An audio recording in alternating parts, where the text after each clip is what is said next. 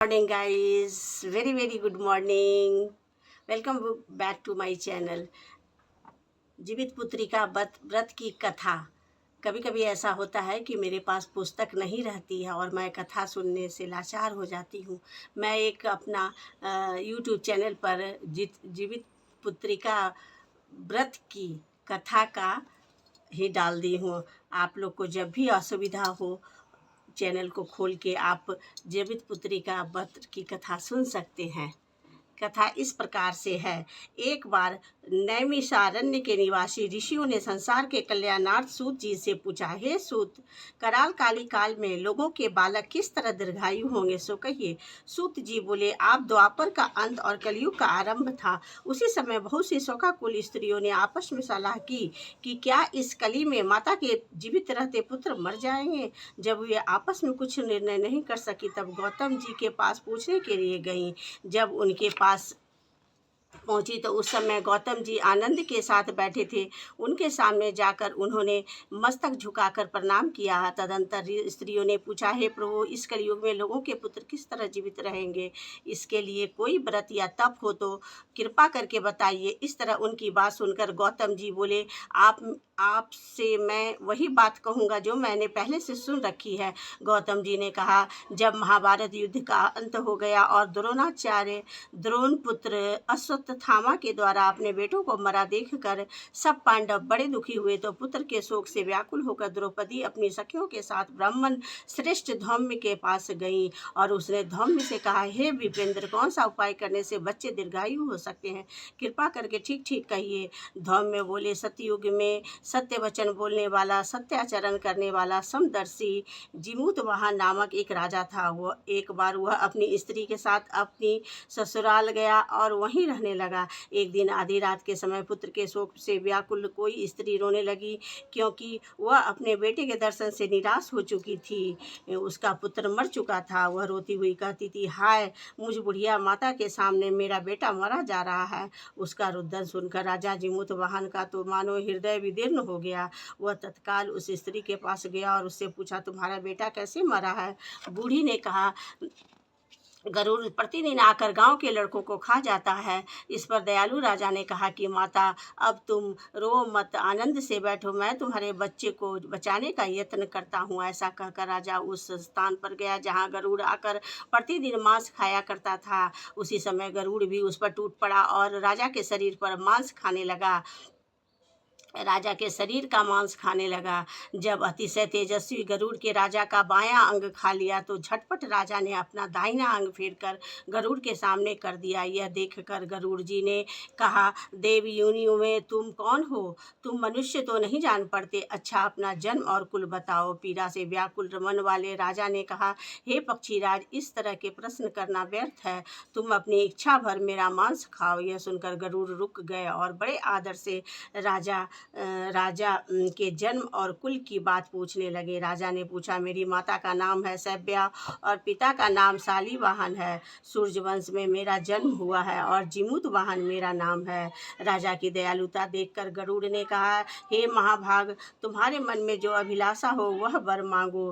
राजा ने कहा, हे पक्षीराज, यदि आप मुझे वर दे रहे हैं तो वर दीजिए कि आपने अब तक जिन प्राणियों को खाया है वे सब जीवित हो जाएं। हे स्वामिन, अब से आप यहाँ बालकों को न खाएं और कोई ऐसा उपाय करें कि जहाँ जो उत्पन्न हो वे लोग बहुत दिनों तक जीवित रहें। धौम्य ने कहा कि पक्षीराज गरुड़ राजा को वरदान देकर स्वयं अमृत के लिए नागलोक चले। वहाँ से अमृत लाकर उन्होंने उन मरे मनुष्यों को हड्डियों पर बरसाया। ऐसा करने से सब लोग जीवित हो गए जिनको कि पहले गरुड़ ने खाया था। राजा के त्याग और गरुड़ की कृपा से वहाँ वालों का बहुत कष्ट दूर हो गया। उस समय राजा के शरीर की शोभा दूनी हो गई थी। राजा की दयालुता देखकर गरुड़ ने फिर कहा, मैं संसार के कल्याणार्थ एक और वरदान दूंगा। आज अश्विन कृष्ण सप्तमी से रहित शुभ अष्टमी तिथि है। आज ही तुमने यहाँ की प्रजा को जीवन दान दिया है। हे वत्स, अब से यह दिन ब्रह्म भाव को हो गया है, जो मूर्ति भेद से विविध नामों से विख्यात है। वही त्रैलोक्य से पूजित दुर्गा अमृत प्राप्त करने के अर्थ में जीवित पुत्रिका कहलाई हैं। सो इस तिथि को जो स्त्रियाँ उस जीवित पुत्रिका की और कुश की आकृति बनाकर तुम्हारी पूजा करेगी तो दिनों दिन उनका सौभाग्य बढ़ेगा और वंश की भी बढ़ती होती रहेगी। हे महाभाग, इस विषय में विचार करने की भी आवश्यकता नहीं है। हे राजन, सप्तमी से रहित और उदया तिथि की अष्टमी को व्रत करें, यानी सप्तमी विद अष्टमी जिस दिन हो उस दिन व्रत न कर शुद्ध अष्टमी को व्रत करें और नवमी में पारण करें। यदि इस पर ध्यान न दिया गया तो फल नष्ट हो ही जाएगा और सौभाग्य तो अवश्य ही नष्ट हो जाएगा। जीवित वाहन को इस तरह का वरदान देकर गरुड़ वैकुंठ धाम को चले गए और राजा भी अपनी पत्नी के साथ अपने नगर को वापस चले आए। धौम्य द्रौपदी से कहते हैं, हे देवी, मैंने यह अतिशय दुर्लभ व्रत तुमको बताया है। इस व्रत को करने से बच्चे दीर्घायु होते हैं। हे देवी, तुम भी पूर्वोक्त विधि से यह व्रत और दुर्गा जी का पूजन करो तो तुम्हें अभिलाषित फल प्राप्त होगा। मुनिराज धौम्य की बात सुनकर द्रौपदी के हृदय में एक प्रकार का कौतूहल उत्पन्न हुआ और पूर्ववासिनी स्त्रियों को बुलाकर उनके साथ यह उत्तम व्रत किया। गौतम ने कहा यह व्रत और इसके प्रभाव को किसी एक चिल्ही ने सुन लिया और अपनी सखी सियारिन को बतलाया। इसके बाद पीपल वृक्ष की शाखा पर बैठकर उस चिल्ही ने और उस वृक्ष के खोते में बैठकर सियारिन ने भी व्रत किया। फिर वही चिल्ही किसी उत्तम ब्राह्मण के मुँह से यह कथा सुन आई और पीपल के खोते में बैठी हुई अपनी सखी को सुनाया। सियारिन ने आधी कथा सुनी थी कि उसे भूख लग गई और वह उसी समय सबसे भरे हुए श्मशान में पहुंची। वहां उसने इच्छा भर मांस का भोजन किया और चिल्ली बिना कुछ खाए पिए रह गई और सवेरा हो गया। सवेरे वह गौशाले में गई और वहां गौ का दूध पिया। इस तरह नवमी को उसने पालन किया।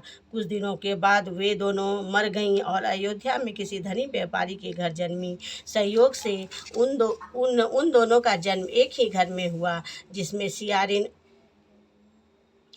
ज्येष्ठ हुई और चिल्ली छोटी। वे दोनों सभी शुभ लक्षणों से युक्त थी, इसलिए बड़ी लड़की काशीराज के और छोटी उसके मंत्री के साथ गारे पत्र अग्नि के सामने विधि पूर्वक ब्याही गई। पूर्व जन्म के कर्म फल से वह मृगनयनी रानी हुई। जिस किसी भी संतान को उत्पन्न करती वह मर जाती थी और पूर्व जन्म की बातों का स्मरण करने वाली मंत्री की पत्नी ने अष्टवसुओं के सदृश तेजस्वी 8 बेटे उत्पन्न किए और सभी जीवित रह गए। अपनी बहन की पुत्रों को जीवित देखकर ईर्ष्यावश राजपत्नी ने अपनी स्वामी से कहा कि यदि तुम मुझे जीवित रखना चाहते हो तो इस मंत्री के भी पुत्रों को उसी जगह भेज दो जहां मेरे बेटे गए हैं, अर्थात इन्हें मार डालो। यह सुनकर राजा ने उस मंत्री के पुत्रों को मारने के लिए कई प्रकार के उद्योग किए, पर मंत्री पत्नी ने जीवित पुत्रिका के पुण्य का बल से बचा लिया। एक दिन राजा ने अपने आदमियों से उन पुत्रों का सिर कटवा कर पिटारी में रखवाया और वह पिटारी उनकी माता मंत्री पत्नी के पास भेज दिया, किंतु वे 8 सिर बेशकीमती जवाहरात हो गए और भले बातें चंगे हो वे 8 लड़के अपनी माता के पास वापस चले गए।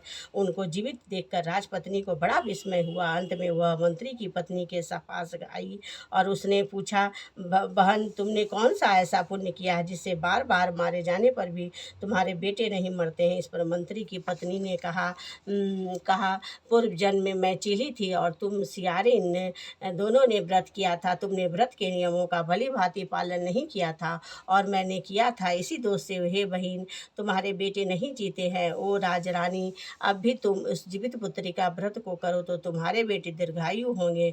मैं तुमसे सच सच कह रही हूँ। उसके कथनानुसार रानी ने व्रत किया, तभी से उसके कई बेटे सुंदर और दीर्घायु होकर बड़े बड़े राजा हुए। सूत जी ने कहते हैं कि सब प्रकार का आनंद देने वाला मैंने यह दिव्य व्रत बतलाया है।